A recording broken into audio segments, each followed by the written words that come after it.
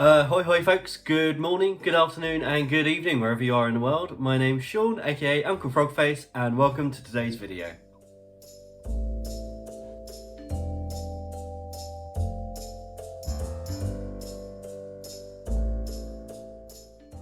If you're new here, then welcome. If you're not new, then welcome back. So what are we doing today? Well, we are using the contents of this month's ScrawlrBox to actually create something using the Scrawler Challenge. So if you haven't seen the other video, go and look at that first. But we are using the Scrawler Challenge, which you can see, birds of a feather. So in the last video and on my Instagram, I asked for suggestions for birds that you would like to see me paint. I had 11 suggestions, which I'll pop on the screen just here. So we're just going to do a quick random spinning wheel. There we go. And we have number 7, which is a Lady Gordian Finch, suggested by ScrawlrBox. So I think this is Kat on the social media on Instagram. So Kat, this one's for you. So we're using ScrawlrBox to create a bird suggested by ScrawlrBox. Why not? I'm going to turn the camera around and we can get stuck straight into it. So first things first, let's move these supplies out of the way because I need to start with a sketch. So I'm using my ScrawlrBox branded Blackwing on this lovely A5 watercolour paper. So usually I only limit myself to what came in the box. However, there are exceptions to that, and this box didn't come with anything to sketch that I could then erase, which is why I'm using a pencil for that. So if we don't have anything we can erase, then a pencil to do some sketching, sharpener, eraser, obviously all of those things are just things that most artists will have around. Most non-artists will have around as well. So yeah, I'm going to use just my Blackwing for this to sketch out this bird. So I've never seen a Lady Gordian Finch before, so I did what everyone should do when they don't know what something looks like. I looked at some reference online, found some really lovely pictures. They come in a lot of different colours, but there was one particular one which I really liked, so that's what I'm going for. So I found this really nice pose, and I'm just going to go through, sketch the whole thing out. So I've kind of got my base that I can work from, and then I'll come in afterwards and paint with these lovely watercolour paints. So just popping in a little foot here, and one in the background there as well. So these Blackwing pencils are lovely. They're really nice to use. They go down quite dark, but they also erase really nicely as well. So this is just a kneadable eraser. I've just rolled it out into this kind of cylinder, and then I'm simply rolling over the top of my sketch, and this avoids smudging the lead and the graphite across the page. The kneadable eraser just picks up the lead and the graphite without actually smudging it. So really nice for watercolour. At least in my experience. I'm not great with watercolours. Okay, these Chinagraph pencils, I did manage to get a point on them. These are terrible in a pencil sharpener. I've got several pencil sharpeners ranging from really cheap to quite expensive.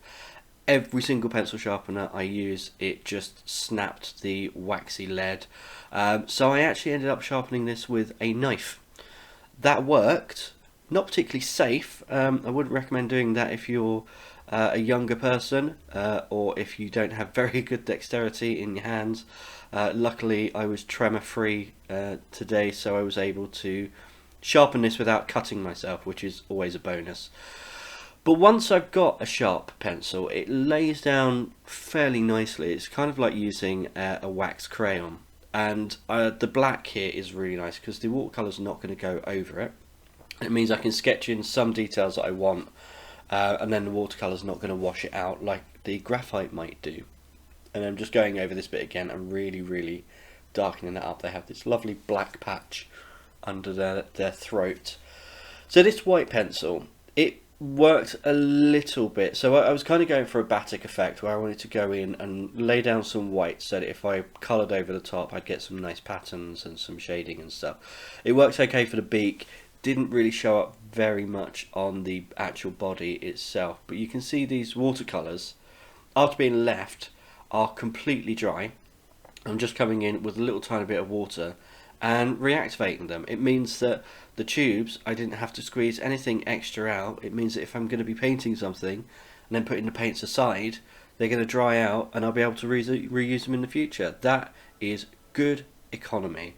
I love when paint is nice and economical, not like acrylic paint when you leave it out and it just turns into a plastic blob that you can't do anything with.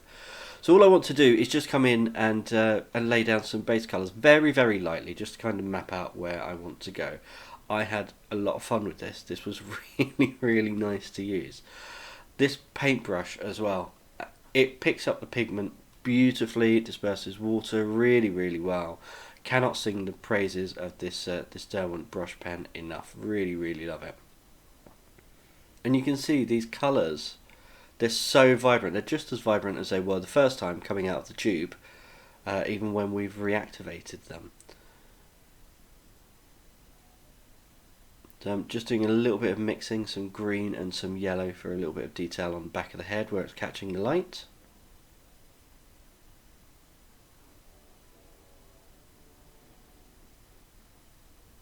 And adding some darker bits as well. So I really liked how the green and the yellow bled into each other. It was really nice for the base layer. And then I could come in later and add some further detail. Now painting in the branch that it's perching on. You can see I added a little bit too much pigment there. I was able to pick it up and just put it into the next spot, which was really, really nice. And now I'm adding, because that pink colour has dried, I'm coming in and adding some really, really pigmented, heavy colour. And again, blending it out at the top just with a little bit of water to give a little bit of light hitting the top of the head. Had a little bit of a spill, nothing, a bit of tissue, can't clean up.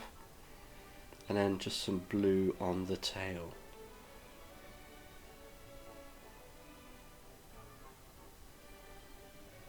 A little bit more yellow, just build up that colour. Really from here on out it's just a case of putting in the light colour washes, they're building up the colour over the top. You can see here building up more colour on the stick. And just going through and building and building and building. So because I usually paint with acrylic, I'm used to kind of starting dark and going to light, and watercolour is the complete opposite. You start with light and then go to dark.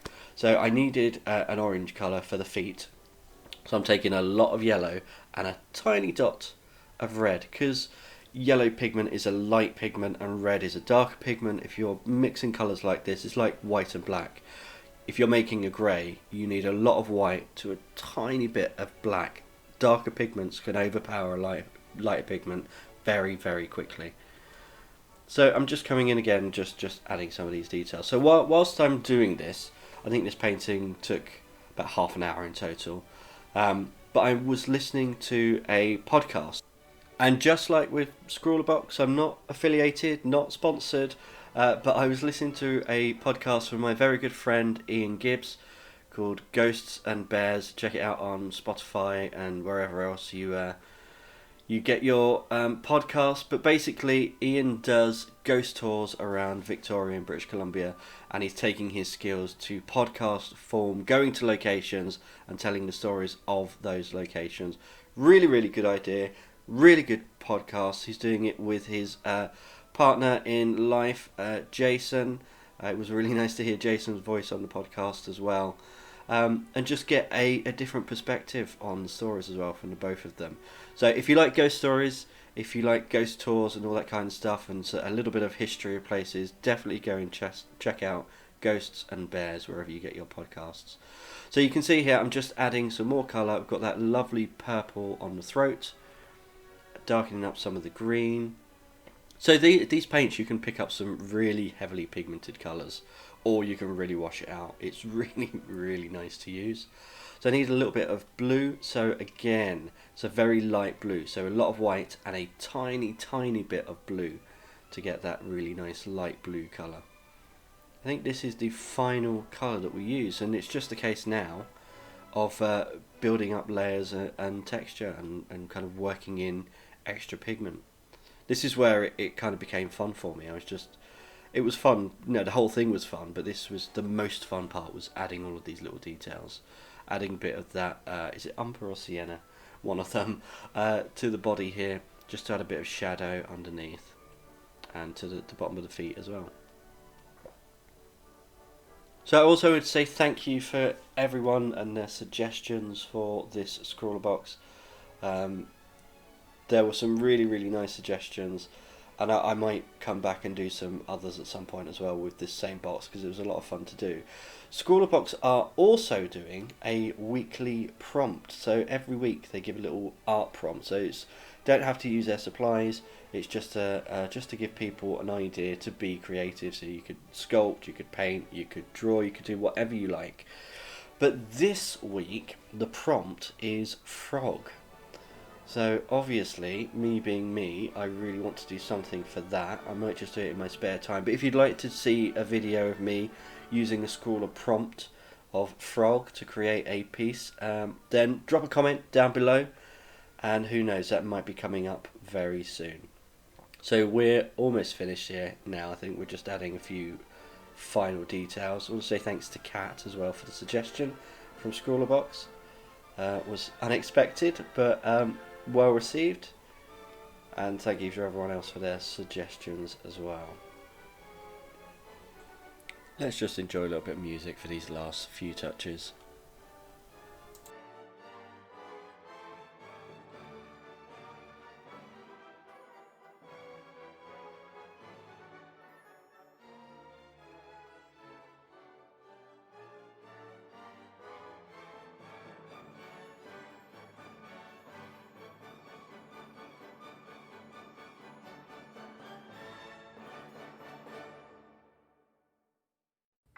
As I've said before, I am no expert when it comes to watercolours. I'm pretty amateur, but these watercolours are so lovely. We're just about dry. We've got a little tiny wet bit just down here still.